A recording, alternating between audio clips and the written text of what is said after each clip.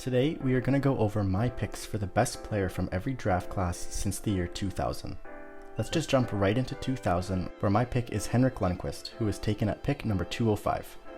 One of the greatest goalies of all time, just won Vezina Trophy, but likely a first ballot Hall of Famer. No doubt about this one. In 2001, my pick is Ilya Kovalchuk, who went first overall.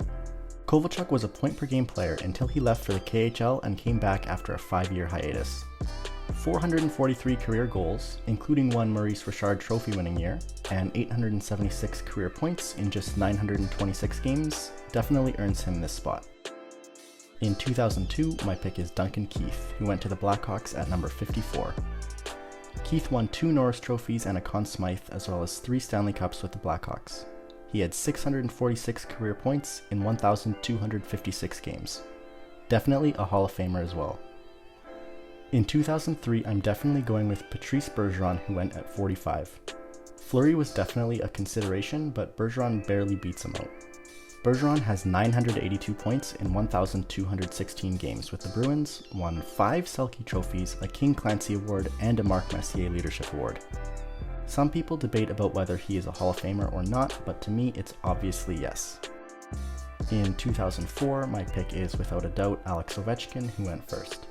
The greatest goal scorer of all time, will likely pass Gretzky's record and did it in an era where scoring was down. So many awards, I'm not going to list them all, but 9 Maurice Richard trophies is just unbelievable. In 2005, my pick is obviously the first overall pick, Sidney Crosby. Crosby will probably go down as the best player from this generation. He has elite offensive, defensive, and leadership qualities. One of the best to ever play the game, and so this is a no-brainer. In 2006, I'm going to go with Brad Marchand, who was taken 71st overall that year. Marchand could very likely hit 1,000 points in his career in the next 2 or 3 years. In the past 5 seasons, he has gone at least 10 points over a point a game. He does this while being very good defensively too. He won a cup, but has no personal hardware. In 2007, my pick is without a doubt Patrick Kane, who deservedly went at 1. Kane has 3 Stanley Cups, a Conn Smythe, Calder, Art Ross, Hart, and Ted Lindsay Award. He is currently the best American hockey player of all time with what he's accomplished. In 2008, my pick is Steven Stamkos, who also went at 1. Stammer has 2 cup rings, 2 Maurice Richard trophies, and is currently a 100-point guy. He currently has 300 more points than anyone else from his draft class. In 2009, I'm going to go with Victor Hedman, who originally went second. Hedman is just a total beast out there for the Lightning. He has 2 cup rings, a Conn Smythe, and a Norris Trophy. Hedman will, without a doubt, be a first ballot Hall of Famer when he retires. In 2010, my pick is actually going to be Mark Stone, who went in the 6th round at 178th overall. Stone is one of the league's best defensive forwards, and over the past 5 years, he is pretty much a point-per-game guy. Sagan and Hall have a lot more points, but in even more games, and they look to be coming down, whereas Stone definitely looks like he's still in his peak. In 2011, my pick is obviously Nikita Kucherov, who somehow went at 58. He has an Art Ross, Hart, and Ted Lindsay Award, 2 Stanley Cups, and is one of the league's very best offensive producers. People are definitely sleeping on Kucherov lately. He's still a top 5 guy in the entire league. In 2012, my pick is Andrei Vasilevskiy, who was taken at 19th. Vasilevskiy has a chance at going down as the greatest and winningest goalie of all time, and he's just 28. He has 2 cup rings, a Conn Smythe, and a Vezina Trophy. If you're keeping track, yes, the Lightning have had 4 of the best players in 5 drafts, and they did it with picks 1, 2, 19, and 58, so that's some amazing scouting. In 2013, my pick is Nathan MacKinnon, who was selected with the first overall pick that year. The Nate Dogg has a cup ring, a Calder, and a Lady Byng trophy. He's been one of the league's best centers and hopefully can break the 100-point plateau this coming year. In 2014, I'm going with Leon Draisaitl, who the Oilers took with a 3rd overall pick. In the last 4 seasons, Draisaitl's worst year was when he scored 50 goals and 105 points in 2019. He has an Art Ross, a Hart, and a Ted Lindsay Award, and is without a doubt the guy from this draft.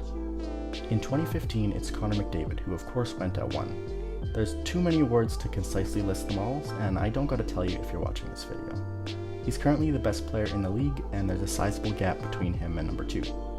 He's one of the few generational players to actually be generational. In 2016, my pick is Austin Matthews, and nobody will argue with me there. Matthews just had a 60-goal Rocket, Hart, and Ted Lindsay award-winning season, and deservedly so. A top 3 center in the league, no question about that. In 2017, my pick is without a doubt Cale Makar, who went 4th. Makar has a Cup ring, Conn Smythe, Calder, and a Norris Trophy. In terms of generational defensemen, this guy looks like he may actually live up to that praise. In 2018, my pick is Andrei Svechnikov, who went to the Hurricanes at 2. Quite a bit of a drop-off from the last 12 players or so, but Svechnikov is no slouch. Nobody in the draft class is a point-per-game guy or bona fide top defender yet, but Svechnikov leads the class with 209 points in 283 games. Honorable mentions go to Rasmus Dahlin and Quinn Hughes. In 2019, I've got to go with Jack Hughes, who was taken at number 1. Hughes is a point-per-game guy now, solid in his own end, and definitely looks like he can hit 100 points soon. And he will just be going into his 21-year-old season next year, so he has tons of time to develop more. In 2020, I've got to go with Lucas Raymond, who originally went at 4.